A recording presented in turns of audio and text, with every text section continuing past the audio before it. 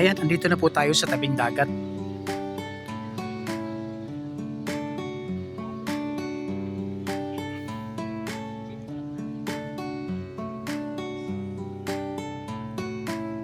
Napakaganda po ng dagat dito. Ang buhangin po yan, mahaba po yan. Diretso po ang buhangin yan. Pero ito pong ating ibebenta, second lot po ito rito sa may dagat. May sukat po ito na 919 square meter. Isang lote po na medyo malaki.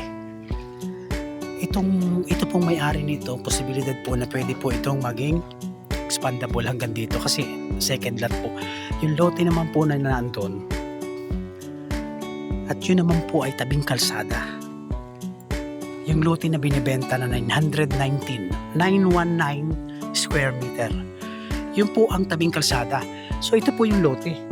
Siguro ang loting ito baka mga nasa 500 square meter. Nilalakad po natin yung lote. Ano po? Na hindi po. Ito po yung tabing dagat. Nakita naman po natin yung dagat kanina. Yan.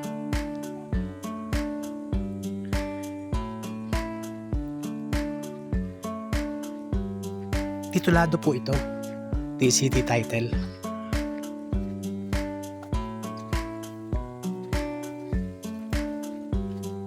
Ito po yung unang lote buhat sa dagat. Hindi po ito yung ating binibenta pero possible po na ito po ay ibenta na rin kasi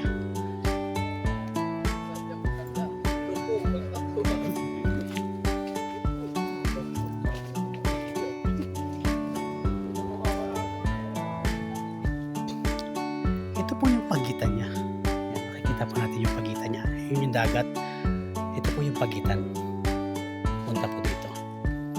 Nung 919 square meter.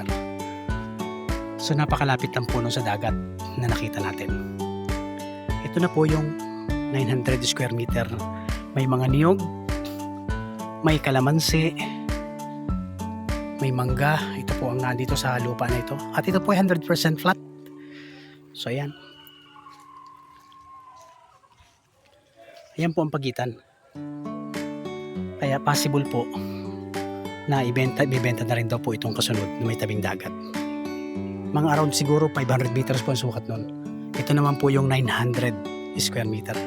919. Dito lang po yan sa Barangay Basyad, Santa Elena, Camarines Norte. Ayan na po ang kalsada. Ang frontage po niya siguro mga around 25 meters, mga ganyan. Mga 25 meters po yung frontage niya, kalsada yan. Dito po muna mismo ito sa may sentro ng Basyad, Barangay Basyad. So yan, nakikita natin. Flat na flat po talaga ang area.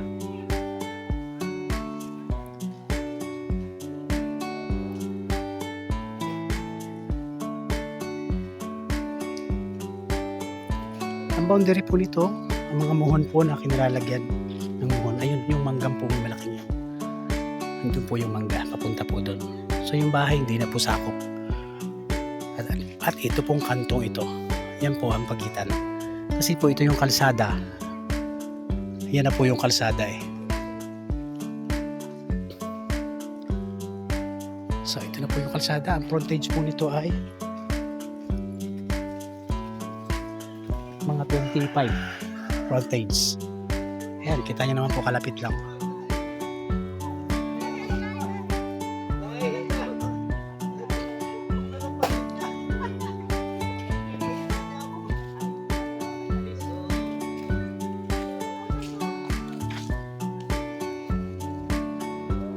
Buhat po sa National Road Highway, mga 15 minutes lang ang tinakbo natin papasok dito. Ang kalsada naman po ay napakaganda. So ayan, ito po ang muhon. Ito po ang muhon, ano? Ito po ang kantong ito.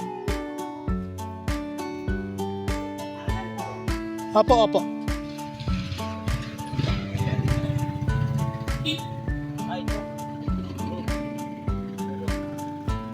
Yan. Usok na yan. Poste na yan. Sige. So papunta po doon. Ito kalsada rin to papunta ron sa beach.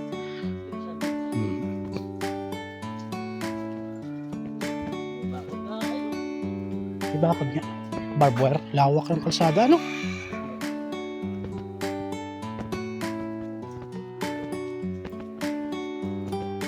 Yung manggang yan pala. Ayan pong mangga na ito. Pwede po, pwede. Akala ko ito. Ito palang manggang ito na malaki. Yan po ang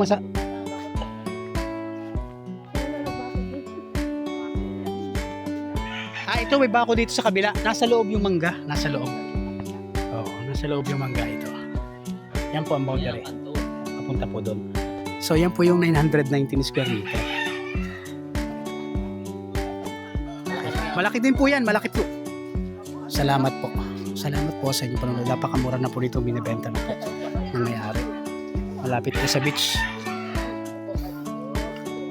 Titulado po ito, malinis ang title. So 1.5 po. Binibenta na po ng may-ari ng 1.5 M. 900 square meter. Napakaganda po kasi taping-tabi na rin.